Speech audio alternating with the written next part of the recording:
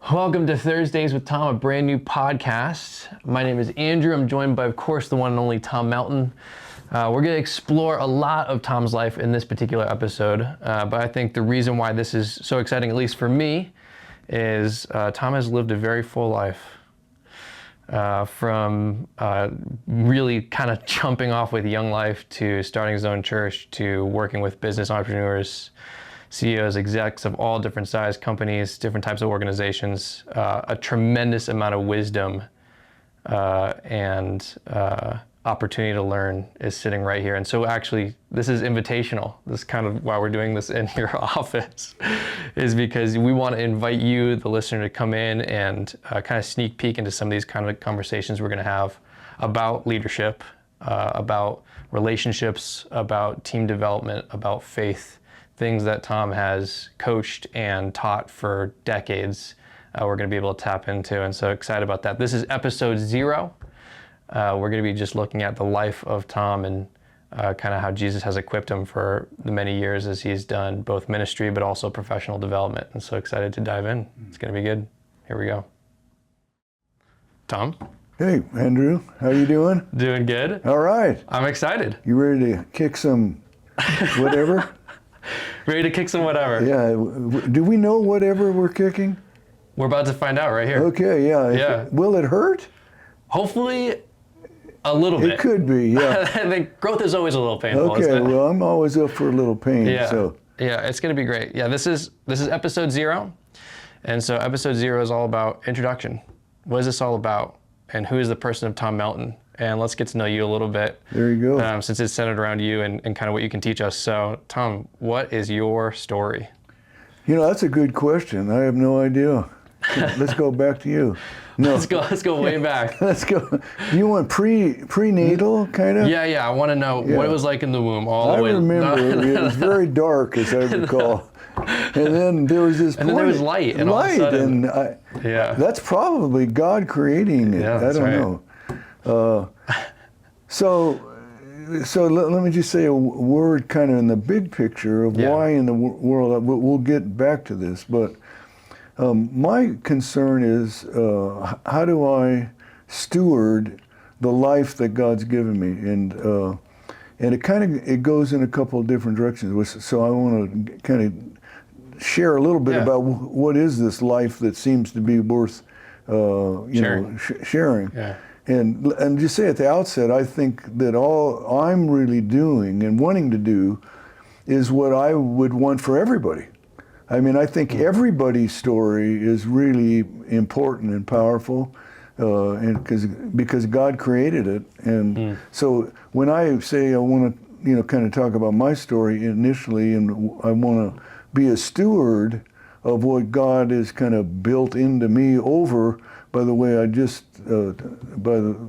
turned next week, 76 years old. Yeah. And no trombones. No trombones. What is that what you do at 76? You celebrate with trombones? There's a song that's famous, 76 trombones, and yes. Now, was that song a long time ago? And I would. So I think I'll just sing it. This first segment's going to be me singing, and that'll be the end of the podcast. That's great. That's a great intro. So anyway, I'm going to give you basically a picture of who I am, how I got here, and then what am I doing. So I was born and raised here in Denver, and in a family where my parents didn't know the Lord. No one I knew the Lord the way that I did. So I was sort of on my own, trying to navigate. I was the middle of 3 kids. And so I kind of look at life through that perspective, which, by the way, a part of that whole idea of being a middle child, fast forwarding for a second, I did my doctoral study on, it was entitled The Middle Child Syndrome. So there's a lot of stuff that comes from being a middle child. And also I was a middle child, older brother, younger sister. And was pretty... when you talk about lost, there's a lot of different kinds of losts. You can be lost and not know you're lost. And then you can be lost and know you're lost. So I was lost and didn't know I was lost. My life was around sports and just messing around. My claim to fame from high school was I was a class clown. All right. And I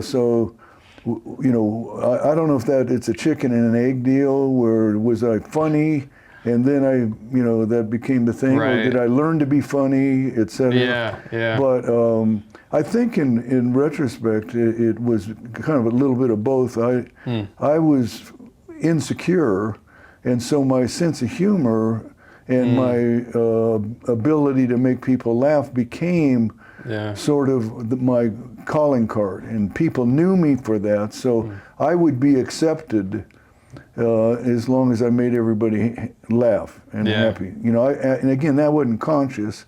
Just like most of my life wasn't conscious. I mean, not that I was unconscious, but so the reason I share that part is my insecurity caused me to do a lot of stuff. So when I was in high school, got in a lot of fights, trying to, I don't know why exactly, but part of it was my older brother, who was 16 months older and about twice my size, pretty much beat the stew out of me every day. Dang. For some reason or not. And so fighting was my way of, it was something that I was afraid, but so I was tough because I was crazy. And so I would kind of flip out and fight guys, so that was a part of who I was. So that through high school, what happened was that really changed and set the course for what I wanted to be sharing through this podcast was, there's a guy named Don Reverts who was the director of Young Life in Denver, and he was going to start Young Life. And the basic thrust of Young Life was to reach out to disinterested high school kids. And I was definitely disinterested. And so he started coming to football practice. He didn't know where he was going to start this ministry. And he thought Hinckley, I went to Aurora Hinckley High School, which was brand new. And so he kind of prayed that the Lord would show him where to start this thing, because he didn't know anybody. He had just graduated from seminary, played basketball at University of Tennessee, kind of a studly guy, and et cetera. Well, he comes to football practice, and I'm playing football, and I had sprained my ankle. I was standing on the sidelines, and he came over and said, "How you doing?" Blah, blah, blah. That began a 3-year relationship where he would pursue me, not force anything, but just as a friend. On Saturday mornings, he would come over to my house and we'd go out for a Coke. And I was a lineman playing football, and when you're a lineman at any age, but in high school, no one watches, the center or the nose tackle. It's like, so, but he did. And so my dad was a professional musician. He had a music store in Denver, and he was gone basically most of the time. He's working 2 jobs. My mom was working 2 jobs. So basically I was on my own. Wow. So what Don ended up doing was pursuing me, kind of became a father figure for me.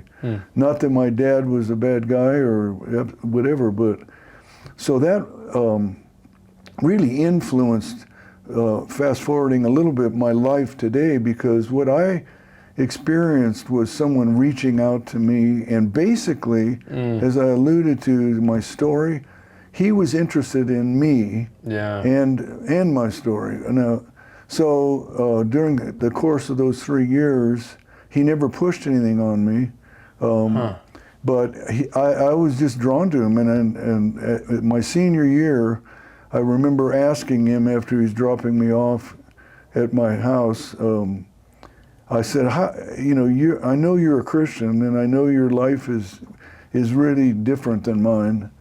How do you do that? How do you become a Christian? And he probably told me 10 times along the way or more. Right. And he just said, well, if you ask Jesus Christ to come into your life and you turn it over to him. And I said, well, can I do that right here in the car? And he said, yeah. So I, prayed as best I could, never having prayed before, and asked him to come into my life. And So nothing, no lights went on or anything, but it was clear that as best I knew, I was turning the brains over. So I go into my house. My mom and dad are there, very kind people, but no idea about the Lord. And I told them I just became a Christian out in the car in front of the yard. And they're thinking, you became a what? Well, what were you before? Right. You know, so that began the transformation. And one of the things that Don told me was, now that Jesus is sort of in your life and you turned it over to him, but that just means wherever you go, he's with you. So it was really complicated because I was still doing the same stuff. I was still getting in fights. By the way, I started a shoplifting ring in there when I was in 8th grade. A ring is a little bit exaggerated. There were 2 other guys and me. Wow. So we got, but that was my insecurity. So that was another one of my imposter modes. That I was a risk taker, and so I would go into a department store and steal clothes or steal but it was always for somebody else. It wasn't from, like I needed it, like I was. Oh, interesting, yeah. It was another sort of way of me covering up who I was, not consciously. But so here I am, now I gave my life to God. I got the shoplifting thing going on. I'm getting in fights however often. Not doing well in school, barely graduate from high school. But part of the thing that's interesting, how God is the reason I talk about wanting to steward this is because God is the one that's done this stuff in my life and prepared me. So all I'm doing is really reflecting what he's done to me. And so a part of that, of my story at that point was how, he didn't say, you need to clean up your act. Now you're a Christian, you need to not swear anymore. Of course, he didn't know a lot of that stuff anyway, my young life leader. But I can remember not long after that going into a store with my covers, these other 2 guys I worked with, and, stealing some stuff. And thinking, this isn't right. And kind of seeing Jesus there looking at me, not like, bad person, but just like, what? Like, what are you doing? And so from that point on, I never stole anything again. In fact, years later, I even felt like I needed to make it up, because there was one store in particular that I stole a lot of stuff from. And I'm talking a couple years later when I'm in college. So I go back to the store and I asked to see the manager. And of course I said, when I was in high school, I used to steal a bunch of stuff, and I want to make it up. I'm not sure how, because I didn't keep actually, ironically, I was so stupid with my ring, I did keep a record of everything I stole, which was really smart, So I had this little ledger, No way. But anyway, the guy said, as you might imagine, you don't need to, I don't even know, that's like 8 managers ago. Right. But for me, it was sort of the thing of my life changing. But it was changing because of my relationship with Jesus. It wasn't because I decided to be a good guy. So I quit stealing. But I'll have to say, it took a long time to get over the impulse. When I would go into a store and I'm thinking, there's nobody here that I could just. It was a habit you built up for years. But I never felt kind of like any rejection or whatever. So, but then, and then the fighting, I remember I would a lot of times get in fights I'd be with my friends, and being a football guy, we kind of prided ourselves in being tough, and really in reality we were stupid. But I like to meld the two, tough and stupid. Tough and stupid. It's a whole different hybrid. But I remember stopping our car on East Colfax, which was our main drag, growing up in Aurora, and seeing this guy walking along the side of the road, and basically I flipped him off, and for no reason, he's minding his own business. We stop, I get out and start a fight with the guy. Wow. Which, I mean, I think now, what a, dipwad, for me. And I remember, and he's going, "What are you doing?" Yeah, right. And I just blast him. Wow. And I remember right then, it was like a movie that goes, whoa. Yeah, you just saw your whole life right there. And I'm thinking, what are you doing? You don't know this guy? Yeah. And I can remember even then the feel of my fist going right into his face. And it was like, again, not to be over, melodramatic, but it was like Jesus was sitting there going, seriously? Yeah. And it's not that I didn't get in any fights again in my life, but in high school, in that realm. Now, fast forward from high school, I graduate and I go to CU in Boulder. Yeah. And I've only known the Lord for a few months at that point. And this is 1966. Yeah. So that shows you when I said I just turned 76. Yeah. That's a math problem. Colorado was a totally different place than it is now. Boulder was pretty interesting. Yeah. But for me, it was just college. Sure. But, that's all you knew. So I went into it thinking that I was going to transform the campus there at Colorado for God. Huh. And if you've ever been up to Boulder, if you've you'd probably notice I didn't do a very good job. It seems to kind of, in fact, I'm pretty sure I didn't make any impact at that point, except for the other way, because I ended up pledging a fraternity. And one of my biggest hang-ups among a whole bunch of them, which fit through my whole life story, was sort of an insecurity about girls or women, as they turned into be, as I found out later. Yeah. And so I never dated in high school because I had a real low self-image because I was fat. And the message that I grew up with was from my older brother and people around is that because you're fat, you're unattractive. And so I just was the class clown and so on. So, but when I gave my life to the Lord that senior year, for some reason, I decided to go on a diet. And I played football at 215 pounds. And I went on this diet, which is, I don't know where I even got it. It was a low carbohydrate diet. And I basically went down to 175 or 180 between football and baseball. And what I noticed was that it was sort of my death knell for this part of me was that now girls were interested in. And I think, although I wasn't sure because I was so insecure.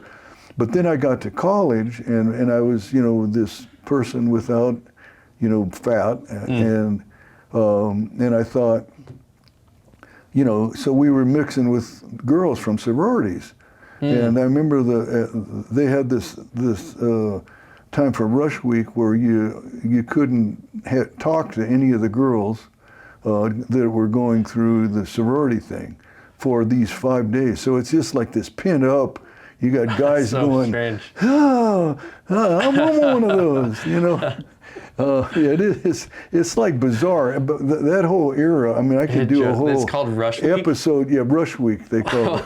Where you'd go through and guys would interview you to see if you're quality enough to be in their fraternity. Oh, interesting, okay. And, so at the end of that, they have a big party. So our fraternity connected with the sorority. Yeah. And for whatever reason, we went to the sorority, and all these girls come down the stairs, and they pick guys to go, have party. Yeah.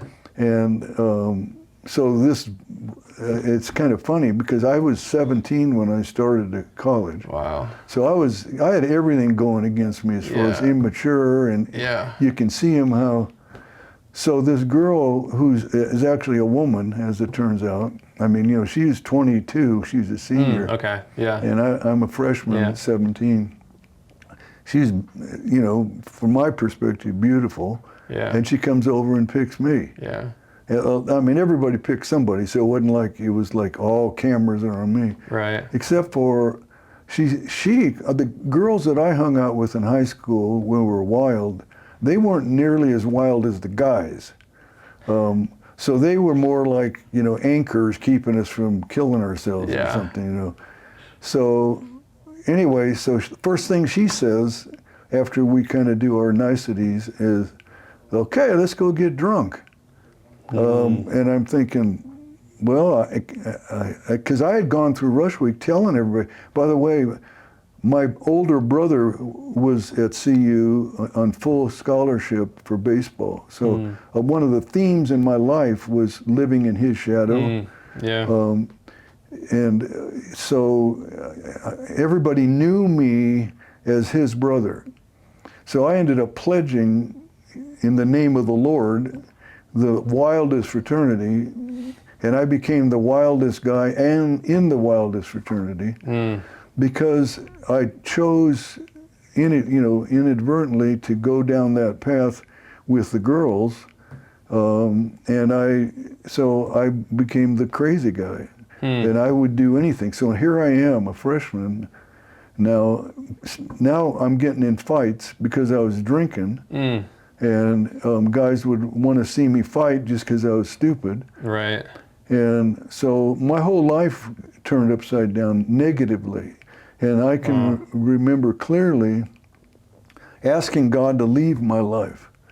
My life was better off before I met you. Now everything I did, I was miserable.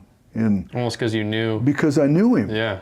And I asked him to leave. Yeah. And he fortunately didn't. But then my whole freshman year, so I barely barely stay in school. I had a 1.6 grade point at the end of the semester, get fired from my job, and which was my room and board. And so I'm now lost, and I know I'm lost. Yeah. But I'm swinging at anything that comes near me, lost. And I ran into a guy in my fraternity that was a freshman that had a similar background to mine, but he was more squared away, and he kind of took an interest in me. A lot of the parties we'd go to, he'd end up carrying me back to the dorm because, alcohol was my kind of thing that would trigger it. So he invited me to go back to his home in Bethlehem, Pennsylvania, and where he lived, and his mom was the education director for First Presbyterian Bethlehem. A guy named Lloyd Ogilvie. Those old people around my age would remember he was the pastor, but he became the kind of the most famous pastor in the country. Went to Hollywood Presbyterian, and which only was coincidental because I spent the summer working in the steel mill and would go to this guy's church, and God kind of used that to kind of reorient myself. Yeah. So when I went back to the fraternity in the fall, I was like different, and all these guys are saying, they called me and this other guy the God Squad. So this was like the other guy that was picking you up when you were drunk and had to get back to the dorm, And so kind of started walking again with the Lord, and not like I was hammering everybody. I was still funny and crazy, but not drinking and not fighting. And so at the end of that year, my sophomore year, my life changed, and I was feeling, and this is a theme about stewardship, I was very aware of how God had reached into my life when I was lost a couple different times, and kind of pulled me out. And so I thought, young life was kind of the thing that had changed me. So I said, my friend and I said, we ought to start Young Life in Boulder. Yeah. And there wasn't any Young Life there. There wasn't, and so we made a decision to do that. We had been going to a Bible study, this is our sophomore year, of a professor at CU that was real hardcore guy, great guy, took an interest in us, but would really push us. And so we would start saying, we'd say, well, we really think we ought to start Young Life. Of course, we didn't know how, we didn't know what we're doing, but we just felt that. And so, but we hadn't done it. And finally he said, you know, you guys are talking about starting Young Life, why don't you do it? And so we said, well, the problem is Fairview High School, which was the newer high school in Boulder, was where we were planning on starting, was outside of town by about 5 miles. Yeah. And we said, well, we don't have a car. And he said, well, in those days, even as a freshman, you couldn't have a car. Which is hard. That was reserved for just the upper class. Yeah. But we were now sophomores or juniors in that time frame. And he said, well, you don't have a car. Well, why don't you get a car? And we said, well, we don't have any money. We don't have any money. And he said, you don't have any money? Yeah. So, well, we each had $50 that we had saved to go to Mazatlan for spring break. Yeah. And we said that, and he goes, so you do have money. You just aren't choosing to use it to do what God's telling you to do. Whoa. Is that right? Yeah. And we're looking at each other. So anyway, the next week he calls us up and he said, I talked to a guy down in Denver. He's got this car in his backyard, and he said he'll sell it to you for $50. Wow. And it was a 1953 Buick convertible, which, you know, now if I had it, still had it now, it'd be worth like zillions. Oh, yeah. We bought it. So now we had a car, but then we didn't have any money for insurance. And you also had to have a safety inspection back then. So we met these two girls that through a Young Life thing that were, and they both were rich from our perspective. So we talked to them, how about if you guys pay for the insurance and we buy the car? So the four of us put together our resources. Wow. And we started driving out to Fairview High School and met a guy, met several guys, and just like it had been done to me. We'd go to football practice, go to basketball, start a relationship. Interestingly, one of the guys, the first guy that I connected with, who was on the golf team and also played basketball, his name is Dave Morton. He was a sophomore in high school. And so I started getting to know him, and through him, knew some other guys, etc. Well, Dave came on to meet the Lord. And he now, with another guy, has, if you know Denver, is the owner of Andreessen Morton Clothing, which is the highest end clothing in the city. Wow. And but he was the first guy. Yeah. Just like I was the first guy for this other guy. So you see this pattern. And then so we get Young Life going. We would drive out there, and we had goggles on because the windshield wipers wouldn't work. And that's how we started it. Then I handed it off to my friend, and then I started Young Life at Boulder High School the next year. Did you ever stay connected to that first guy that invited you through all of this? We met with him. In fact, is he helping you? Like, yeah, I still meet with him. He's now 87 years old. What's his name? Don Reverts. Don Reverts. And he was probably the most influential guy in Denver. He had started a thing called Denver Leadership Foundation. And his ministry later was to business people. Yeah. So yeah, he and we've met every month. Wow. For 50 years. You followed a lot of his footsteps. Totally. Yeah. And so even what I'm doing now in terms of working with CEOs and leaders of companies and so on was really what he started doing after he wasn't working with high school. So wow. So that was sort of the thing, and one of the interesting pieces of that, interesting to me anyway, whether it is to you, who knows, but at Boulder High School, when I started that, there were, all the cheerleaders started coming to our Young Life Club. And I didn't know any of them, except for I knew who they were. There were like 5 of them, they all looked alike. blonde and spacey. And I was attracted just visually that they were, but no relationship. I then, when I finished there at CU Boulder, I went on Young Life staff, but I had to start by going to Fuller Seminary, in California. So I moved to Pasadena, where I barely graduated from college, barely graduated from high school. They were starting a program at Fuller Seminary for collaborative with Young Life.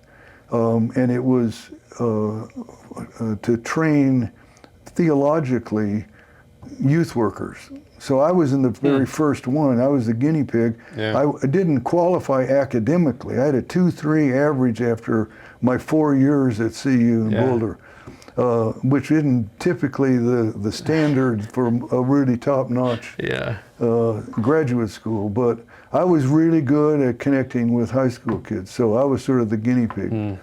So I started doing that, went through, that was a 3-year program. When I got done, and by the way, kept doing the same thing. I started the Young Life Club there in Pasadena, then in Glendale, and then while I was there, I was also working with Hollywood Presbyterian Church, and we had a ministry on Hollywood Boulevard and Sunset Boulevard to gay prostitutes, which is something that I'd never, in those days, that was like, whoever even heard of it. But it just so happened that the group that I was working with through that high school, that Hollywood Press, was a part of that. So interestingly, also, that period that I was at Fuller, I don't know if you saw the movie, the Jesus Revolution. Have you seen it? I don't think I've seen it. It came out about 6 months ago. Okay. And it's Greg Laurie. In fact, I've heard of this.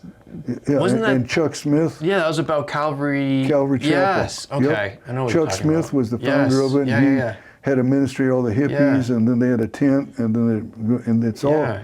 That was the 3 years that I was there. So I was now in the middle, and I became a hippie, so to speak. I had the long hair and the glasses and the bell bottoms. You put up a picture right here for reference. This is a picture. Let's see.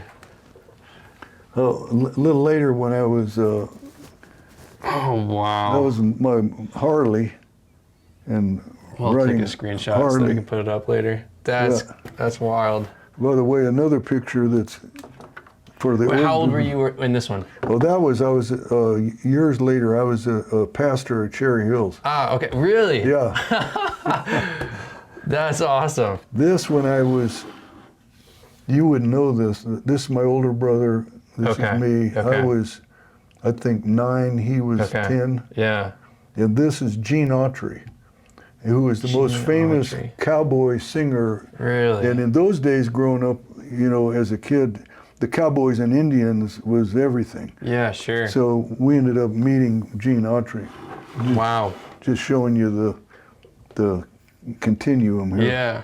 So anyway, to tie this thing back, so that was my 3 years in Southern California. Yeah, okay. But still doing the same thing. I would go to the high school, reach out, get to know some kids. Same thing on Hollywood Boulevard. Same thing. But my friend of mine and I would go down to Costa Mesa because Chuck Smith had just started this big, huge tent.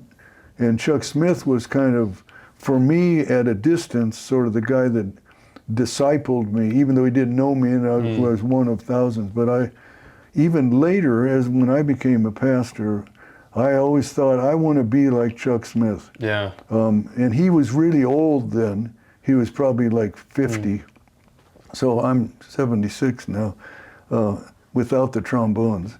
And so just to see that pattern of, how all I was ever doing is, I look back and I would say that I was the moon and Jesus was the sun. And all I was doing was reflecting what he was doing to me. Yeah. And so that, I finished there, come back to Boulder, and I'm still single. I'm now 24, and I meet this girl that I knew was a cheerleader, now was in college. I met her and encouraged her to join me and a bunch of other college folks to do Young Life. Yeah. And anyway, I ended up falling in love with her, and through the course of that year, sort of a secret romance, because I was 5 years older than she, and so I never dated her. I just internally going, I got to know her. Anyway, at the end of that year, I told her what I felt, which was crazy. I said, I have a problem with your heart, and she thought, are you a cardiologist? Or yeah, right. what? And it was just that I had basically fallen in love with her, not just her outside. Mm-hmm. 2 weeks later, we were engaged. Wow. 3 months later, we were married. Wow. And we just celebrated 2 weeks ago our 51st anniversary. 51. So again, you never know. So we then stayed in Boulder, ended up having 3 kids. Okay. Moved from Boulder to Fort Collins and did the same thing in Fort Collins as I'd done in Boulder. Yeah. So there was this sort of theme in my life of reproducing what had been done with me. And it was I never thought of myself as like a, Pied Piper or somebody cool guy. Right. It was, although I was cool, don't get me wrong. I mean, look at this. If anything says Does cool, it speak for itself? This picture. Yeah, absolutely. And by the way, I still am in my own way. Oh, for sure, no yeah, doubt. You could tell 100%. Yeah. It exudes. Yeah, absolutely. So ended up then in Fort Collins doing the same thing, and then moved to Southern California, back to Southern California, as the director for Young Life in Southern California. So as a regional director. So I was there, and then it was starting what they called areas, and the same kind of thing. A year later, I felt like, for a variety of things, that it was time for me to leave Young Life. So I wasn't sure where or why, other than I'd been on staff for 16 years. Wow. It was just an internal thing. And so we left and moved back to Denver, and had no money, had no job. This was 1986. Denver was in a depression. Everybody had left because of the oil and gas thing. Yeah. Friends of mine that lived in Cherry Hills had a guest house at their house, and they said, well, why don't you come live in our guest house? Because we didn't have any money, didn't have any job.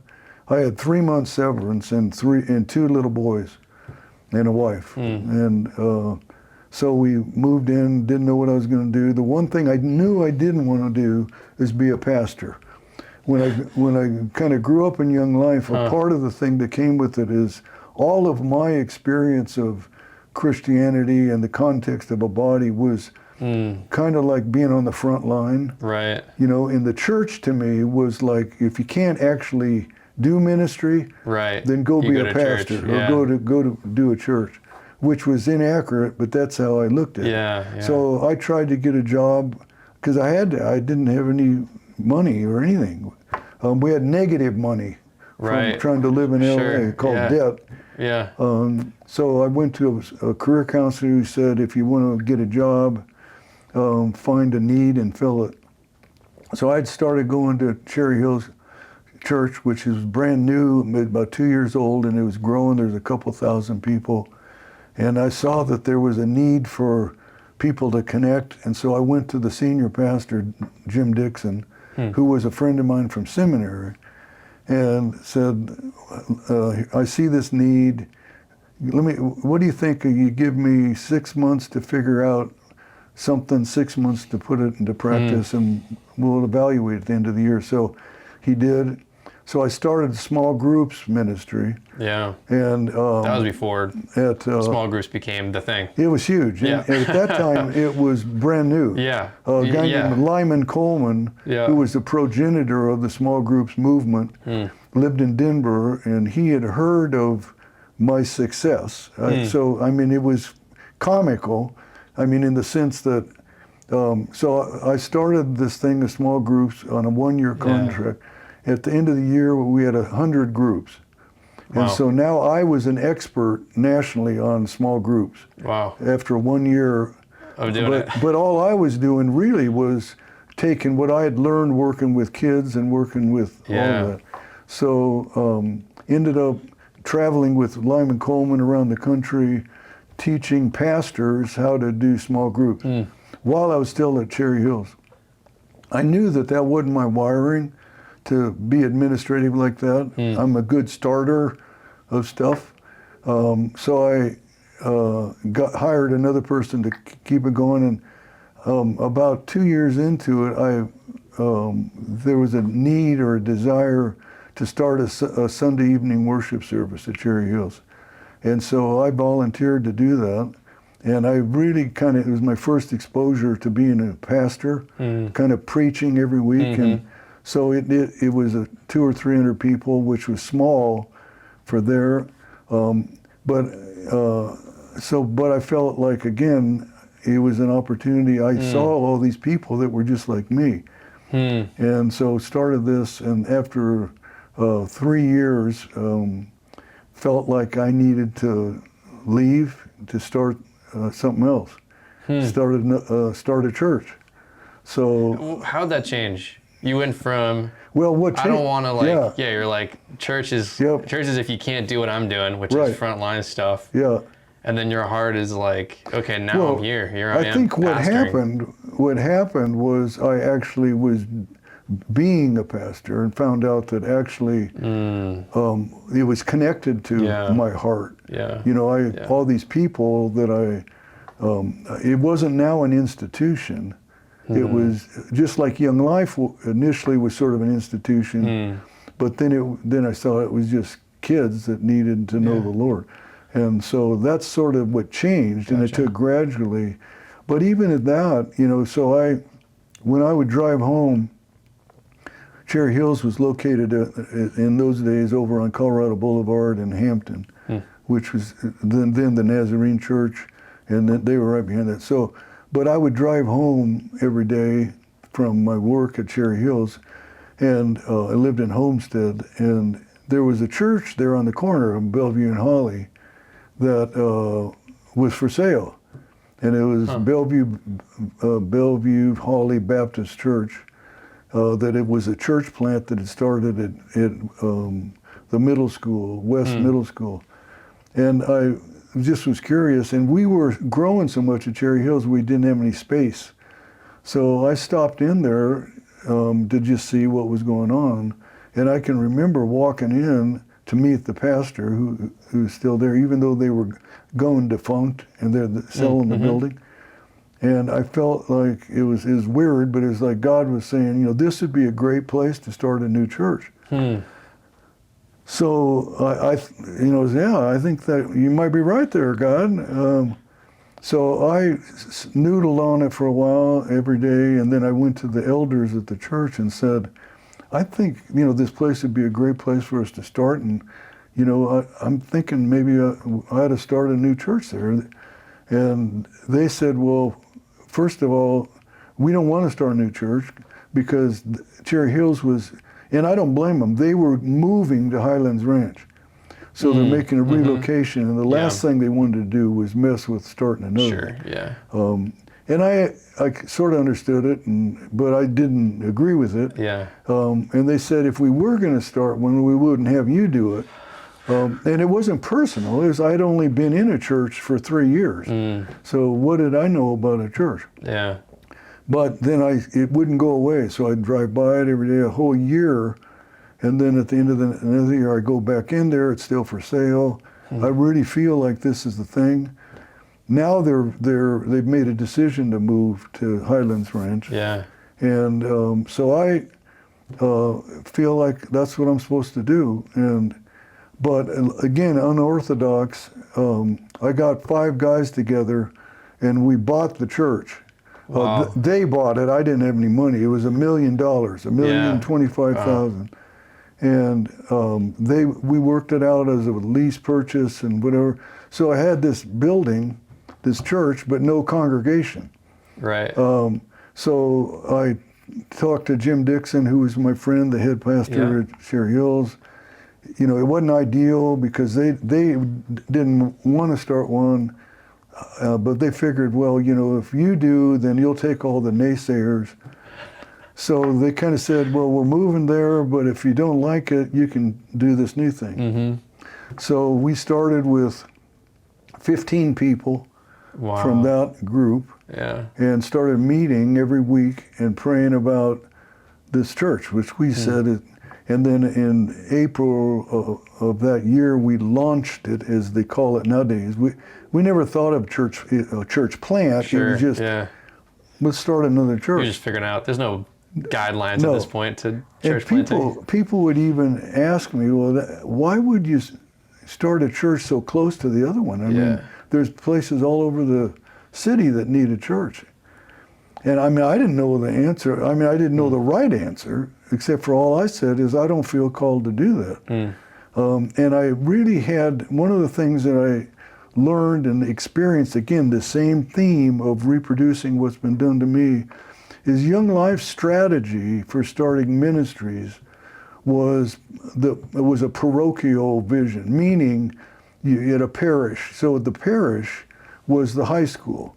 So you'd say, there's Cherry Creek High School. We want to start a ministry there. So what you began in is we'd walk around the building and pray for the building, and then, but it was about this geographic area, and it wasn't just the kids at that school, it was the whole. So I looked at it, and where that building was located was right across the street from West Middle School. It was in the middle of the wealthiest part of Denver, if not one of the wealthy, Cherry Hills Village and Greenwood Village, which to me wasn't the issue. It was just that I felt called to that place. So I started, like years later, after, you know, I was there for 25 years, I would do, I never left. And so even where we're doing this podcast is right in the middle of that parish. And I would go to Starbucks, and I did all of my sermon preparation at Starbucks, which is right in the middle of that parish. So I'd be sitting there, and I knew everybody at Starbucks, and et cetera. So the same theme. So we start at Greenwood, and the people would ask me, "What's your vision for this place?" And I said, "Well, my vision," and they were thinking, you know, 3 years, 5 years, mission whatever. Statement. And I didn't know any of that, but I said, my vision is a message, and it's a message that's seared on my heart, and it's the message of God's grace. And all I care about is that people find out how much God loves them. And so if that isn't sexy enough for you, you know, this isn't the place. So with those 15 people, and our strategy was, I had 3 adages. One, they're all together, is you build from the inside out. Secondly, is things ought to look better the closer you get. And third is, if it don't work at home, don't take it on the road. So our focus was, how do we be the body of Christ with this 15 people? We never told anybody to invite anybody. We didn't advertise. We didn't do anything. It ultimately just kept growing. And then people from Cherry Hills that were coming, and when we launched, there were about 150 people that were kind of on board, and they would say, well, how big is this going to get? Because they didn't like the big church, that's why they came here. And I'd say, I have no idea. It's like, you know, you put a seed in the ground, and I think water that's and hope it grows. Water and seed, and it just kept growing. in fact, there's a parallel kind of picture when in our first year, when it was growing in the Sunday school. And we started out day one with we had Sunday school, youth stuff. Wow, yeah, so you started the full package. Started the full package, and the people, at 15 people, which became, 70 and 80, when I said, when we're launching this, or when we started, we're going to have all these things. And they said, well, who's going to do all that? And we said, right here, it's all you. Yeah. So everybody was involved in that. But so the Sunday school on Father's Day, the kids had a styrofoam cup. They put a seed in it. The teachers and put it in, and I'm not sure. I have no idea. But my son gave me this for Father's Day, and he said, "Dad, you got to water this." And he was like, in the 4th grade or something like that. And I thought, this plant is doomed, because if I have to water this regularly, I'm a starter. Yeah, it's as good as gone at that point. Yeah. But I kept watering it, not because I was enamored with the plant, but because my son gave it to me. So I kept watering. I didn't pay much attention, but it kept growing, and then it finally got to a point where the styrofoam cup wasn't big enough, so we had to repot it and put it in a bigger pot. And over the years, I kept watering it, and it kept growing. And eventually, I had it in a pot this big, and it turned out to be what was called a dragon tree, like a palm tree. And it was, by the time I left there, it was 6 or 7 feet tall, with 3 kind of limbs growing together, intertwined. Wow.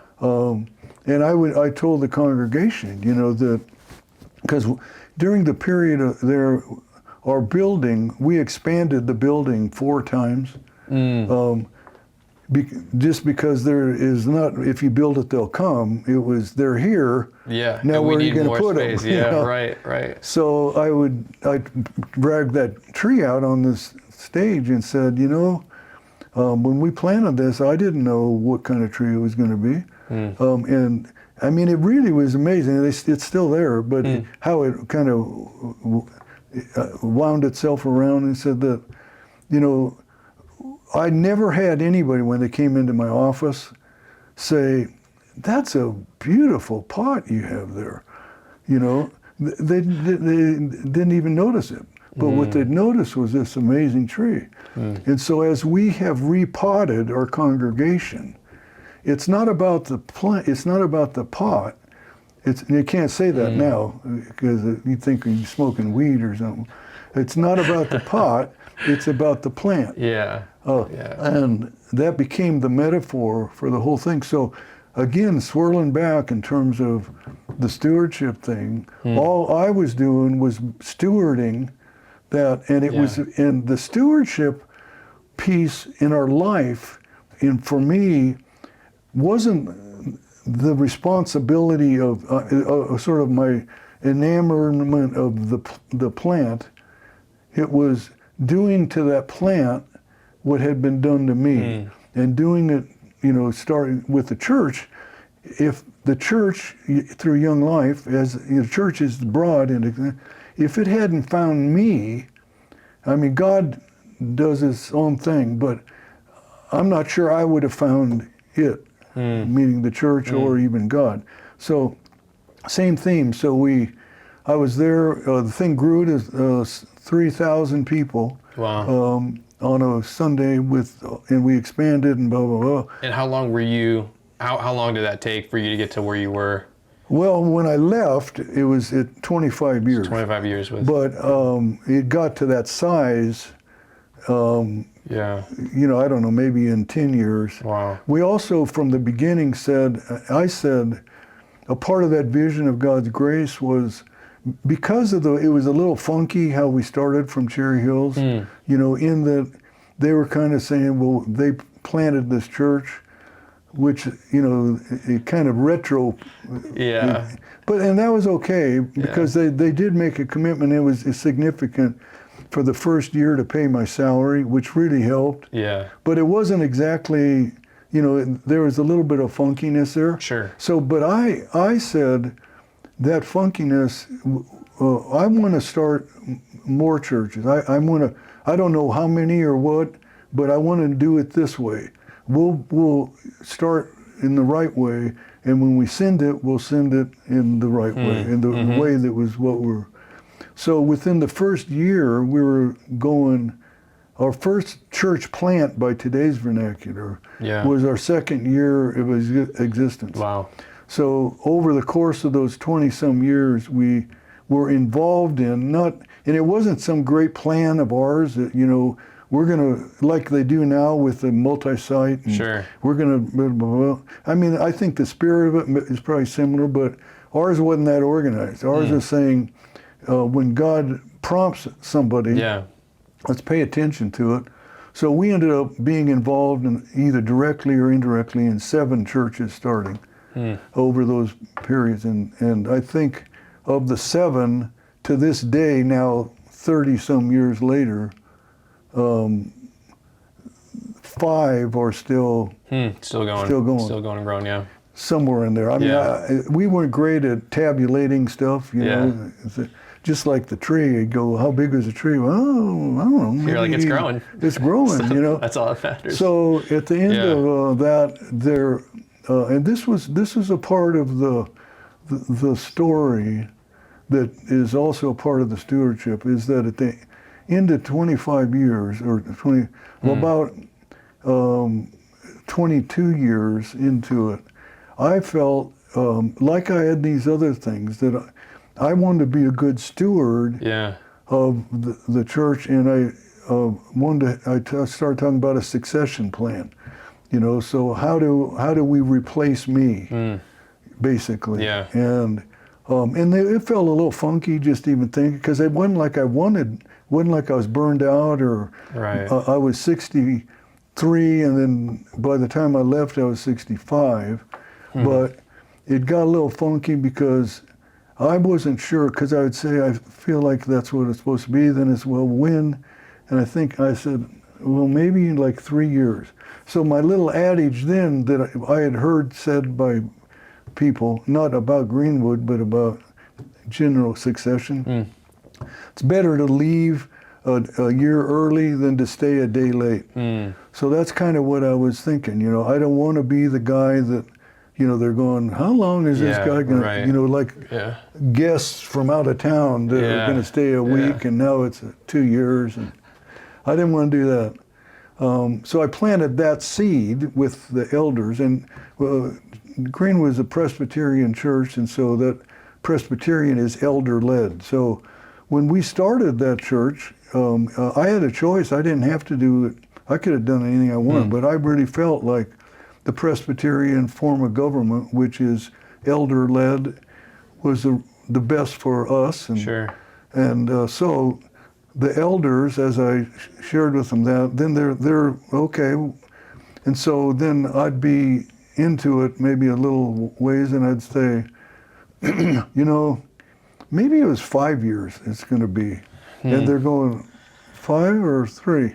And so in fairness to them, they got a little bit weary of me vacillating. The mistake I made, for anybody who's listening to this, and by the way, there's a whole bunch of stuff, is of really talking about it too soon. Because once you talk about leaving, it's on everyone's mind. Everybody's, on them. So it got a little funky, and then finally there were the elders that basically felt like I needed to leave because I was washed up. Which I wasn't, but they, this group did. But the irony is, in our deal, the elders, every year there's 3 new elders. So a 10-month or I don't know, a few months thing, or however it all worked out, you'd have a whole new group of elders. And the idea was to keep it fresh. But this group of elders felt like it was time for me to leave. And that was, and ironically, I didn't think that. But I felt like if you're going to live by the sword, you die by the sword. I made an agreement in my denomination that I would trust the elders. God would speak to me through the elders. So if the elders saying you need to leave, you need to leave, even though I didn't want to leave and I didn't think it was time. When you look back at that, moment now that more time has passed, do you think God spoke through them? I do. Yeah. But it's been painful because a lot of times when guys do that, then they disappear. They move to another place, or sometimes they move up in the, now they're the district, whatever. But I didn't. I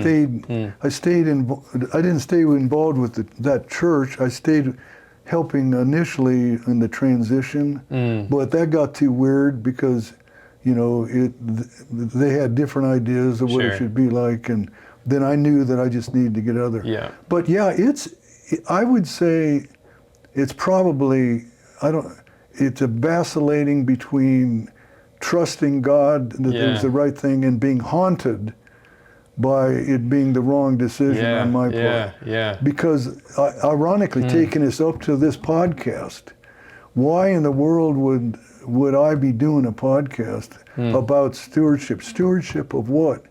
My whole life, not just the glossy parts.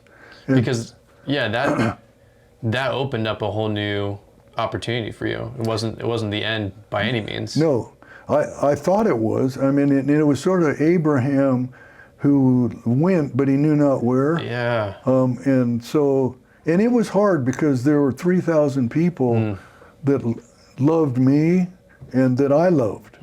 And the elders at that point, I wasn't real enamored with. Some of them I didn't feel as good about it, which is natural. But one of the things even there that I learned, my wife and I, is we stayed involved with those people. I wanted to demonize them and say, you idiots, why would you have somebody as cool as me, leave?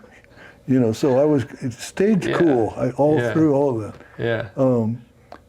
But as the Lord worked in my life along that thing, saying, look, they felt like it was what they wanted. Not all of them, but we took a vote, and that was painful because you're going, well, we think you ought to go, and but back to the thing of opportunity.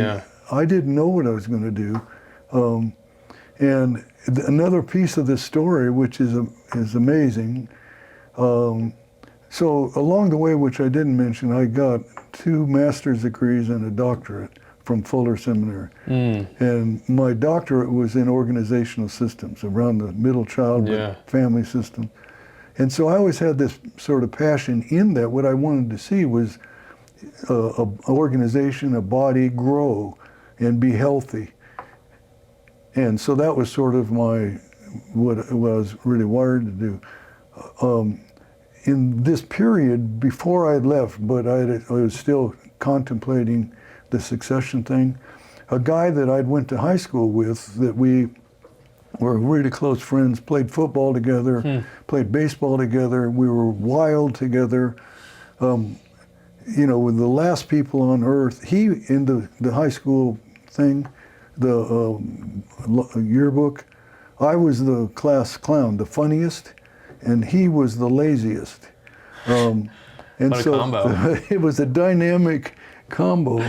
So he had, after graduated from college, he continued down that path without the Lord and got pretty bad.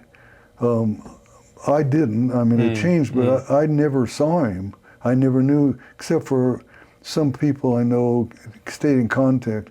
He went on and he met the Lord and started this company out of General Electric of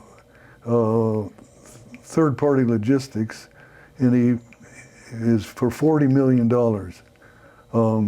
That's how much it had grown to. Yeah, right. And then he cashed out, sold it to a guy internally that took it to $400 million. Wow. And But they had discovered sort of this secret sauce of culture and values through a guy in London named Richard Barrett, and they started applying it. They had 27 sites in North America, this distribution and et cetera. And it became, so when he sold it, this guy carried it on and became 400 million. And they decided they wanted to take that public, not the company, but to take this idea of how do you build organizations, how do you do values, how do you do that. So he said, and meanwhile, he had moved back to Denver, and we had started meeting, and we were rejoicing. We couldn't believe that God had found both of us. Yeah.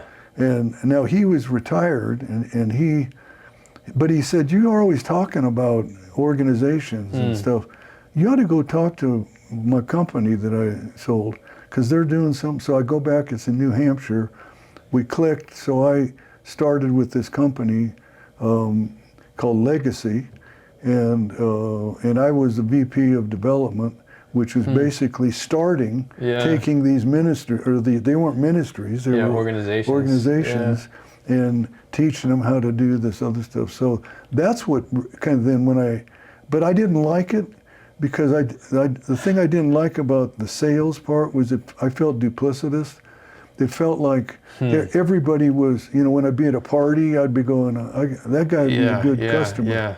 So I quit, and then I was back again now with no job, no money. Yeah. I left a pretty good salary from this company, and I didn't know what I was going to do. So you see the pattern. So my wife is just thinking, but she was with me. So then that's when what I realized is when I was working for the Legacy, the target was CEOs of companies, because if you're going to change the company, if you don't change at the top, it doesn't matter. So the little phrase I came up with is, we measure from the bottom, we lead from the top down, we measure from the bottom up.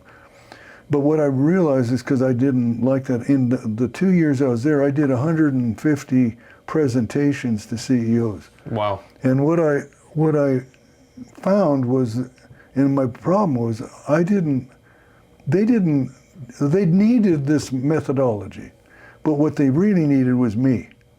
Not exclusively me, but somebody like me that could walk with them, that had been a CEO, that it was lonely at the top. And so that's when I left. Then I said, so I basically figured out how much money I needed to live on, and I recruited 12 guys that I knew, and I was pretty well known in Denver within CEOs because of our church.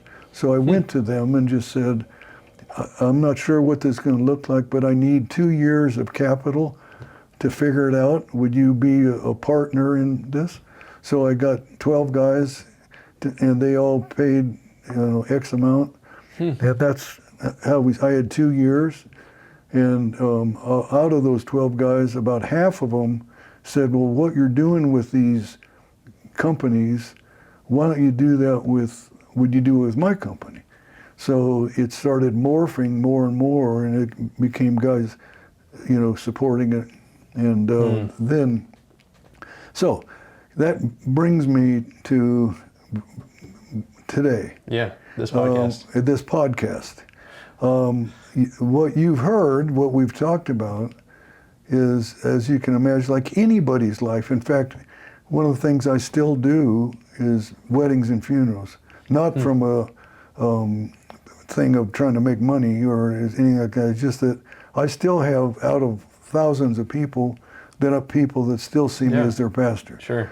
And even so, when I see the sacredness of those things, it keeps on. It doesn't end with that because of kind of the calling, but of thinking in terms of why would I do a podcast, as I have over these many years people come up to me and say, they miss me, and they wish they, that they could hear me, and it just shows again how cool I am.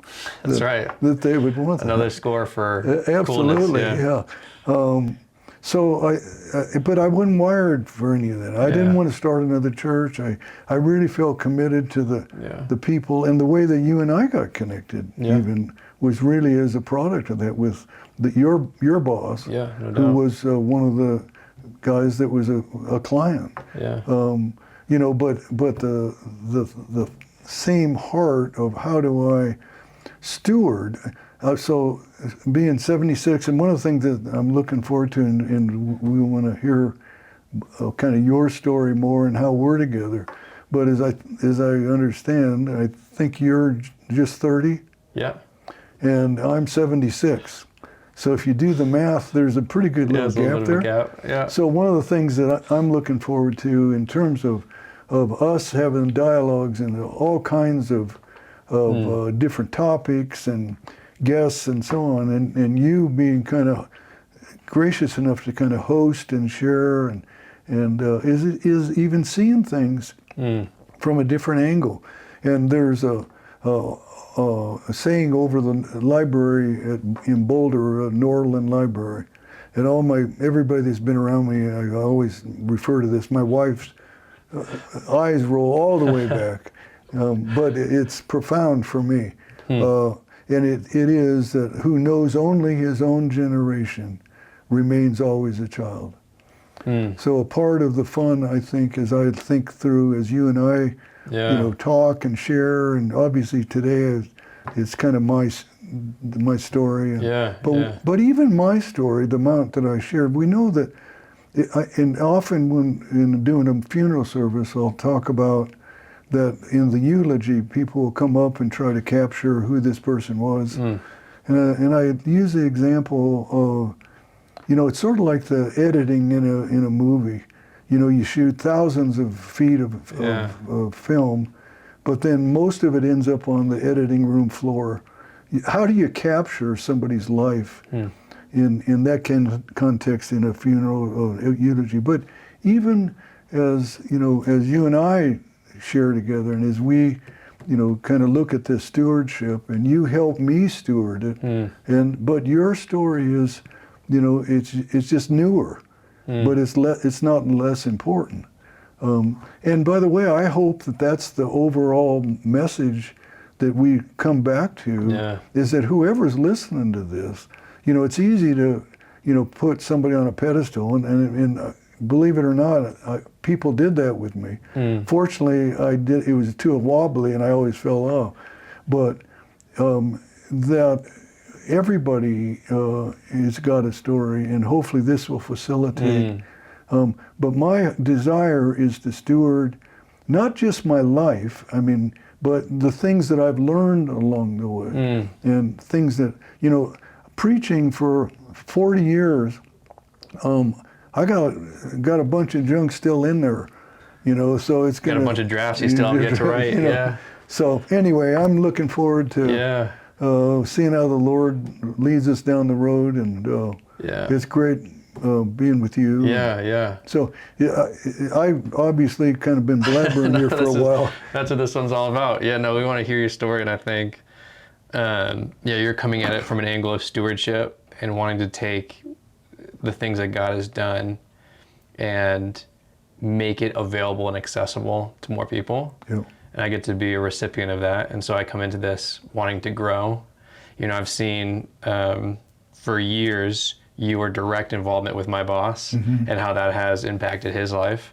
And that does cascade down to your point, right? It's like you start with someone that has that level of influence and it makes its way down, and then you measure it from the bottom up. It's like, I've seen the impact that has had. And so that's how we got connected, was through him. And I just happened to have a little bit of experience running podcasts in the past and video. And so it was a great match. But I come to the table really excited just to grow. And I think what's so beautiful about this podcast is it isn't just limited to just leadership or just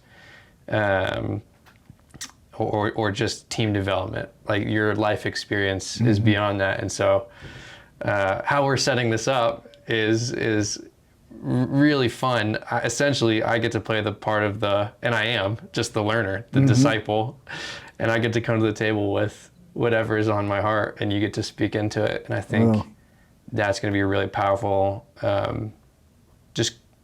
interaction, and there's going to be so much wisdom I think that's gleaned from that. So I'm excited just to kind of throw you curveballs left and right and see what comes. Bring them on. See what comes of it. So I'll make sure I have my helmet on. Yeah, that's right. In case you start coming high and inside. Who knows? Who knows what's going to happen?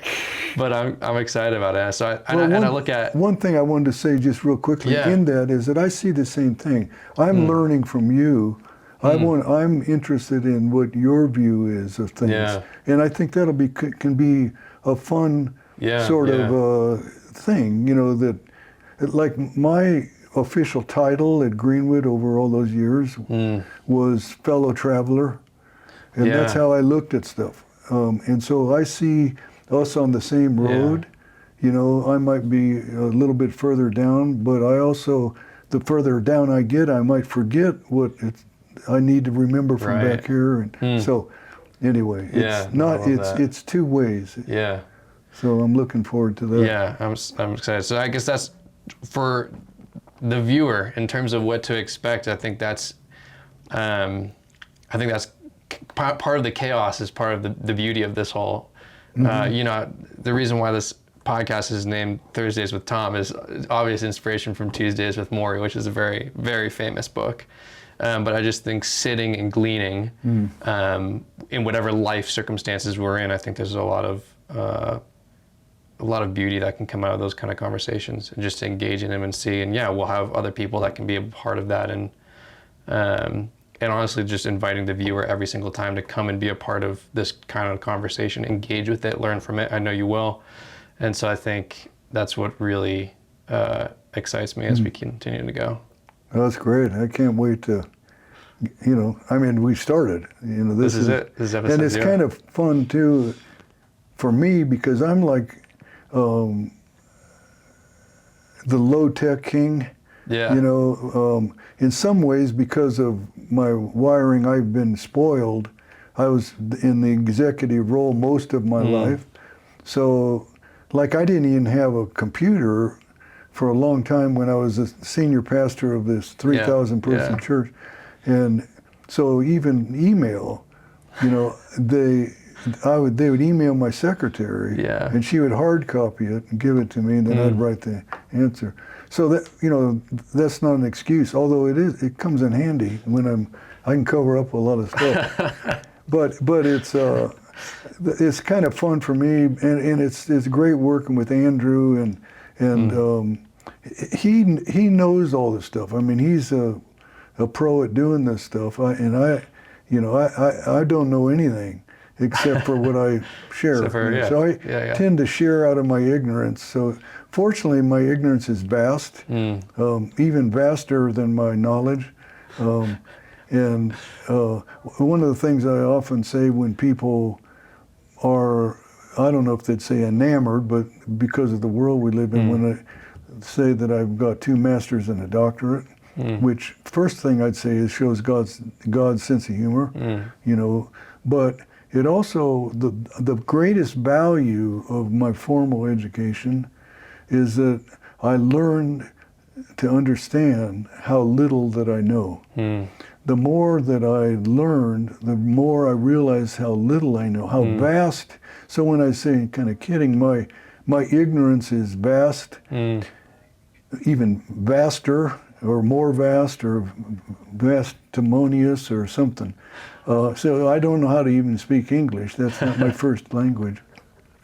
But, which, by the way, I missed a whole piece of my story that I spent several years in a radio show as a stand-up comedian. Yeah. You know, so we missed that whole part. The Lord even used that 2 trips on a cruise ship as a comedian. So all these pieces that seem like they're not connected, but you can say, aha, I've captured them.